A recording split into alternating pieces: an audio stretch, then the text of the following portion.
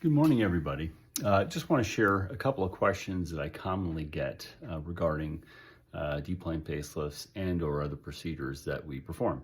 And they relate to the time around surgery. So a very common question I get about facelifts is, Dr. Prendiville, will I have a dressing? Will I have a wrap on the night after surgery?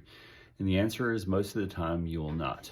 The exception is when we perform an endoscopic forehead lift. We will put on a dressing, and generally for male facelifts, I will put a dressing on, and they come off the day after surgery.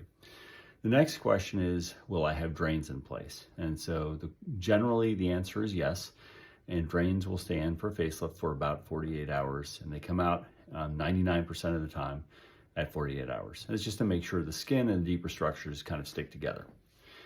They don't prevent hematomas, by the way. It's really just for that purpose. And the last, or one of the other questions we get very commonly is, when can I fly after a facelift? And the answer is that there's really not a big flying restriction in general. I do want you here in town generally for at least a week, preferably 2 weeks after surgery, but there's no real flying restrictions.